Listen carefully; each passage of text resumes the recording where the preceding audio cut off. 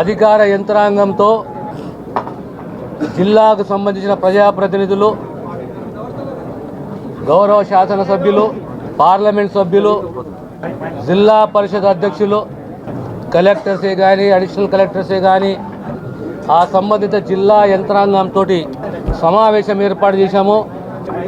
ఈ సమావేశంలో రేపటి నుంచి మొదలయ్యే ప్రజాపాలనకు సంబంధించి దరఖాస్తుల స్వీకరణ వ్యవస్థ ఏ రకంగా ఉండాలి, గ్రామ స్థాయిలో ఎన్ని కౌంటర్స్ ఉండాలి, ప్రత్యేకంగా వృద్ధులకు సంబంధించి, మహిళలకు సంబంధించి, వికలాంగులకు సంబంధించి దరఖాస్తుల స్వీకరణ, ఇతర అంశాలకు సంబంధించి కూడా దరఖాస్తుల స్వీకరణ, ఆ గ్రామంలో ఆ దరఖాస్తుల స్వీకరణ కార్యక్రమం అయిపోయిన రాబోయే 7 రోజులు 8 రోజులు కనీసం 2 అధికారులు ఆ గ్రామంలో ఉండాలి.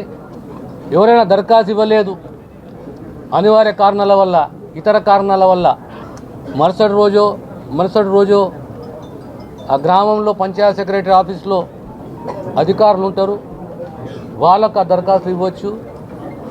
ఈ దరఖాస్తులన్నీ కూడా స్క్రూటనైజ్ చేసి లబ్ధిదారులను గుర్తించి వారికి ఈ సంక్షేమాన్ని అందియాలనే తపన మన రాష్ట్ర ముఖ్యమంత్రి రేవంత్ రెడ్డి గారి ఒక కమిట్మెంట్ ఉన్నది. ఆ తపనతోటే, ఆ కమిట్మెంట్ తోటే ఈరోజు ఈ మహత్తర కార్యక్రమాన్ని చేపట్టాము. ఈ దరఖాస్తు తేదీ ముగిసిన తర్వాత రాబోయే కాలంలో ఈ గ్యారంటీస్ను ఇంప్లిమెంట్ చేసే దిశగా ప్రభుత్వం కృషి చేస్తుంది. దీనికి సంబంధించి ఈరోజు మహబూబ్ నగర్ జిల్లాలో ఈ రివ్యూ ఉందా అనుకుందాము.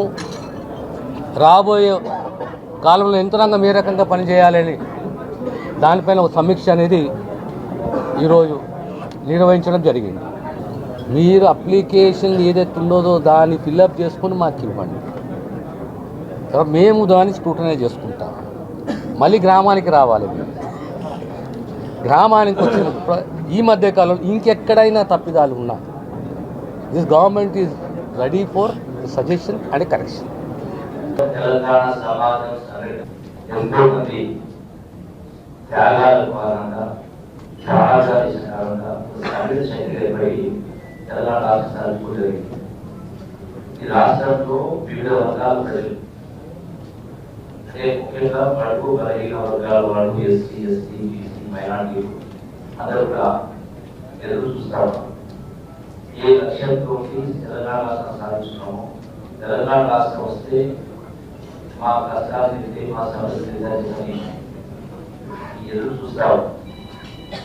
మరి అందులో వచ్చిందే ఈనాటి ప్రజాతీకు, ఈనాడు కాంగ్రెస్ పార్టీ ఆధ్వర్యంలో ముఖ్యమంత్రి రేవంత్ రెడ్డి గారి నాయకత్వంలో ప్రభుత్వం ఎన్నికలకు చెప్పిన ప్రకారం ఏవైతే మనం 6 గ్యారెంటీలు చెప్పలేదు వాటిని ప్రారంభించడం కోసమే జరిగింది.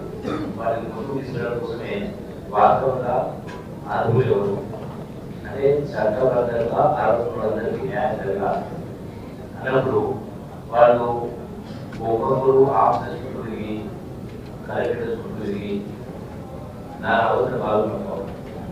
అందుకే ప్రభుత్వ యంత్రాంగమే ప్రజలకి ప్రతి గ్రామంలో ప్రతి అర్హులైన వ్యక్తి డిఫరెంట్ స్కీమ్స్ ఉన్నాయి. ఇందులో మహారాష్ట్రలో రైతుల